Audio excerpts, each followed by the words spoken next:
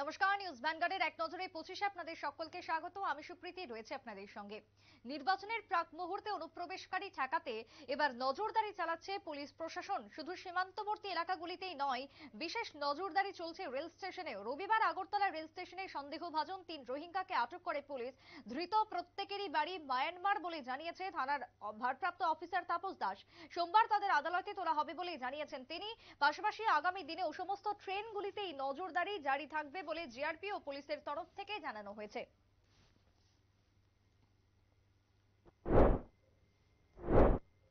লোকসভা ভোটের দিনক্ষণ ঘোষণা হওয়ার পরই নিরাপত্তা জোরদার করেছে গোটা রাজ্যে পুলিশ।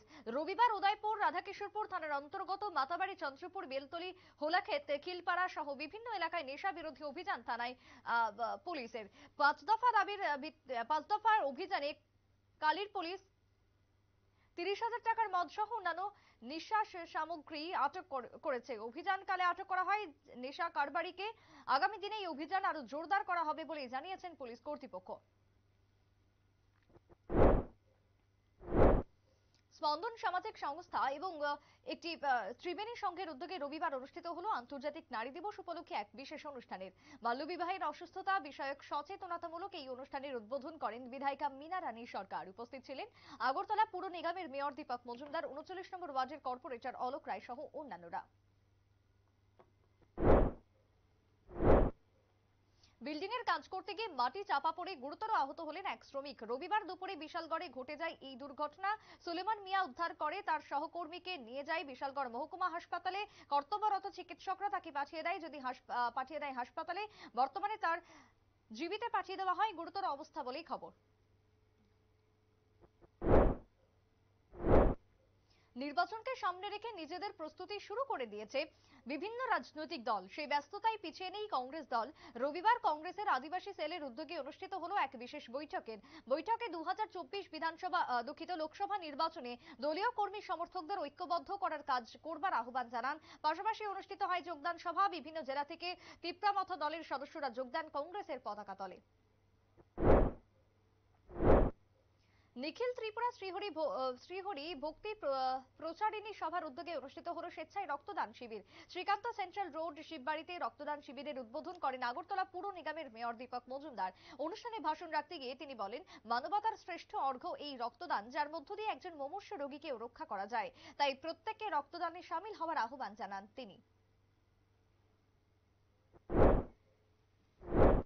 গত কয়েকদিন আগে বজ্রং স্কুল থেকে চুরি হয়েছিল মিড ডে মিলের সামগ্রী এবং তার সঙ্গে গ্যাসের চুল্লি, সিলিন্ডার সহ অন্যান্যও চুরি হয়ে যায়। স্কুল কর্তৃপক্ষ অভিযোগ জানিয়েছিল থানায়। অবশেষে পুলিশের জিজ্ঞাসাবাদে আটক হলো চুরি যাওয়া সামগ্রী সহ চোর চক্র। চার চোর গ্রেপ্তার। রবিবার তাদের কাছ থেকে আরো বেশ কিছু সামগ্রী উদ্ধার। পুলিশের ধারণা, রাজধানীতে গত কয়েকদিন ধরে যে চুরির মাত্রা বেড়েছে, তাদের মাস্টার মাইন্ডকেও ধরতে পারবে তারা।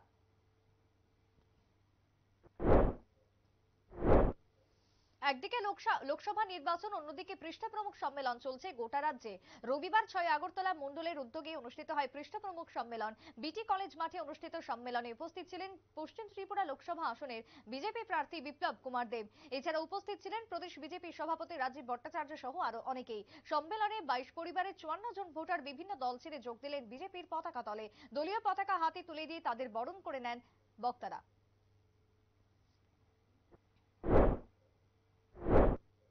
ভারতীয় জনতা পার্টির পৃষ্ঠ প্রমুখ এবং কার্যকর্তা সম্মেলন অনুষ্ঠিত হলো রবিবার। বরজলা মন্ডলের উদ্যোগে সম্মেলন অনুষ্ঠিত হয় রানীর মাঠ এলাকায়।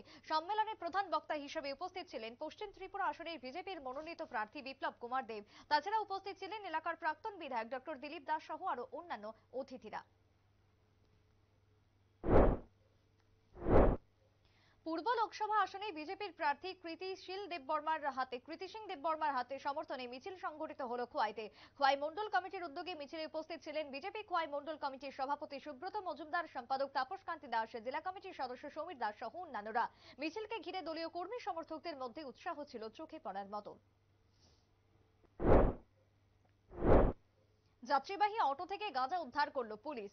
গোপন খবরের ভিত্তিতে বিশালগড় থানার পুলিশ বক্সনগর সড়কের ঘনিয়ামারা এলাকা থেকে TR07A2649 নম্বরের একটি অটোকে আটক করে এবং তা থেকে উদ্ধার হয় 10 প্যাকেট গাঁজা। তবে অটো চালক পালিয়ে যাওয়ার কারণে তাকে ধরতে পারেনি পুলিশ। বর্তমানে আটককৃত গাঁজা এবং অটো গাড়িটি থানায় রয়েছে। সোমবার সকালে তা আদালতে তোলা হবে বলেই জানানো হয়।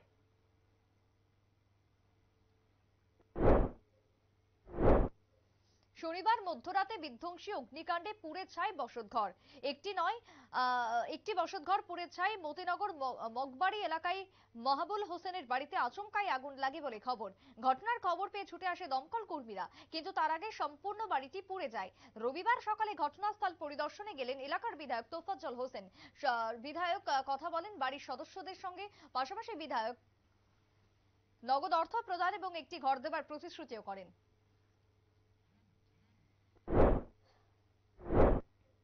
আগরতলা বিশালগড় জাতীয় সড়কে ফের যান দুর্ঘটনা। ছেলের বাইক থেকে ছিটকে পড়ে গুরুতর আহত মা। রবিবার বিশালগড় মধ্যবাজার এলাকায় ঘটে এই দুর্ঘটনা। আমবাগান এলাকার রুমা রানী সাহা তার ছেলে TR07D 9826 বাইক নিয়ে যাচ্ছিলেন। আশঙ্কার মধ্যে বাজারে বাইক থেকে ছিটকে পড়েছেন মহিলা।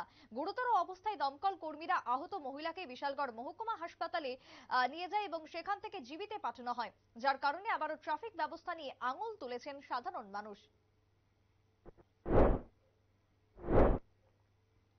2024 লোকসভা ভোট যার বিজ্ঞপ্তি ইতিমধ্যেই ঘোষণা হয়েছে। রবিবার এই বিষয়ে উদয়পুর গোমতী জেলা প্রশাসনের পক্ষ থেকে এবং কালেক্টর কার্যালয়ের কনফারেন্স হলে অনুষ্ঠিত হলো সাংবাদিক সম্মেলনে নির্বাচনকে অবাধ এবং শান্তিপূর্ণভাবে সংগঠিত করার আহ্বান জানানো হয়। উপস্থিত ছিলেন গোমতী জেলার জেলাশাসক তড়িৎ কান্তি চাকমা, গোমতী জেলার পুলিশ সুপার নমিতা পাঠক সহ আরো অনেকেই। সাংবাদিক সম্মেলনে উপস্থিত প্রত্যেকেই জানান এবারের এই নির্বাচনে মহকুমায় কত সংখ্যক ভোটার রয়েছে সেই বিষয়ে তিনি তথ্য তুলে ধরেন সাংবাদিক সম্মেলনে। দিন যায় মাস যায়, যাই যে বছর ভোট আসে ভোট যায়, আসে না পরিবর্তনের খবর। বিগত কয়েক বছর ধরে এরকমই অভিযোগ বক্সনগরের পুটিয়া এলাকায় বেদে বস্তির মহিলাদের, যার কারণে ক্ষোভের বহিঃপ্রকাশ আবারও প্রকাশ্যে। তীব্র জল সংকটে ভুগছে ওই এলাকার বস্তির প্রায় 15টি পরিবার। দিনের পর দিন প্রশাসনকে জানিয়েও কোনো লাভ হয়নি বস্তি মানুষদের, যার কারণে এবার বিধায়কের হস্তক্ষেপের দাবি করলেন তারা। দ্রুত সমস্যা সমাধানের জন্য কাতর আবেদন জানিয়েছেন বিধায়ক তোফাজ্জল হোসেনের কাছে। পাশাপাশি রাস্তার সমস্যা সমাধানের আহ্বান জানান এলাকাবাসী।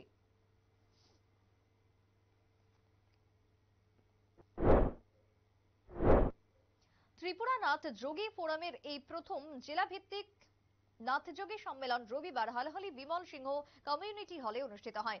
এদিন হালহালি কমিউনিটি হলে প্রথম জেলাভিত্তিক নাথযোগী সম্মেলন অনুষ্ঠানের উদ্বোধন করেন নাথযোগী ব্রাহ্মণ ধনঞ্জয় দেবনাথ। উপস্থিত ছিলেন ফোরামের রাজ্য কমিটির সভাপতি হরিহর দেবনাথ, রাজ্য কমিটির সদস্য বিমল দেবনাথ, ফোরামের ধলাই জেলার পক্ষ থেকে আহ্বায়ক গৌরাঙ্গ দেবনাথ থেকে শুরু করে অন্যান্যরা।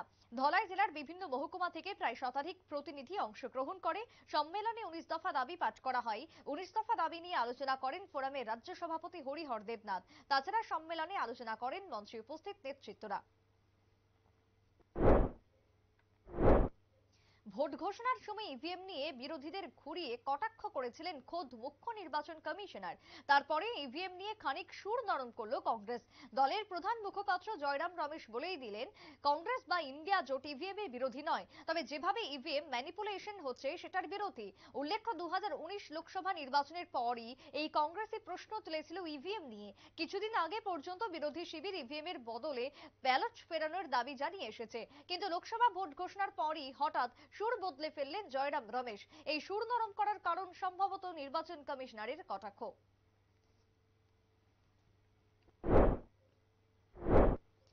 আসন্ন লোকসভা নির্বাচনের রণকৌশল নির্ণয়। সিমনা বিধানসভার বিদ্যাসাগর গ্রাম পঞ্চায়েতের অধীন পঞ্চবটি বাজারস্থিত মৈত্রী কমিউনিটি হলে বিজেপি, আইপিএফটি ও তীব্রামাথা দলের যৌথ নির্বাচনী সভা অনুষ্ঠিত। উপস্থিত ছিলেন পশ্চিম ত্রিপুরা লোকসভা আসনের প্রার্থী বিপ্লব কুমার দেব, তীব্রামাথা দলের প্রতিষ্ঠাতা প্রদ্যুৎ কিশোর দেব বর্মা, মন্ত্রী বৃষকেতু দেব বর্মা, ইএম রবীন্দ্র দেব বর্মা থেকে শুরু করে রুনিয়াল দেব বর্মা, সদর গ্রামীণ জেলার সভাপতি অসিত রায় এবং অন্যান্যরা। পাকিস্তানের আত্মঘাতী হামলায় প্রাণ গেল অন্তত 7 জনের। 7 পাক সেনা জওয়ানের মৃত্যু হয়েছে। বিস্ফোরক বোঝাই ট্রাক নিয়ে হামলা চালায় এক জঙ্গি। বোমা বিস্ফোরণের পাশাপাশি গুলিও চালানো হয় বলেই খবর। খাইবার পাখতুনখোয়ার উত্তর ওয়াজিরিস্তানে এই হামলার ঘটনা ঘটেছে। এরপরই পাল্টা হামলা চালায় পাক সেনা। খতম হয় 6 জঙ্গি। জৈশে ফরসানে মোহাম্মদ নামে নতুন জঙ্গি গোষ্ঠী এই হামলার দায় স্বীকার করেছে ইতিমধ্যেই। পাক সেনার তরফে জানানো হয়েছে, হামলায় পাক সেনা ঘাঁটির একটা অংশ সম্পূর্ণ ধূলিসাৎ হয়ে গিয়েছে। বিজেপির যুব সংগঠনকে অধিক শক্তিশালী করতে এবার বিশেষভাবে তৎপর যুব মোর্চা রাজ্য সভাপতি সুশান্ত দেব। পূর্ব নির্ধারিত সূচি অনুযায়ী রবিবার উত্তর ত্রিপুরা জেলার ধর্মনগর মহকুমার কদমতলা মণ্ডল যুব মোর্চার উদ্যোগে আয়োজিত যুব সমাবেশে যোগ দেন কদমতলা স্কুল মাঠে। যুব সমাবেশে যোগদান এবং পূর্ব আসনে প্রার্থী কৃতি দেব বর্মার সমর্থনে কদমতলা কুর্তি মণ্ডল যুব মোর্চার উদ্যোগে এদিনে যুব সমাবেশ অনুষ্ঠিত। এরপর বাগবাসা বিধানসভার দলীয় কর্মসূচিতে যোগ দেন যুব মোর্চার রাজ্য সভাপতি সুশান্ত দেব।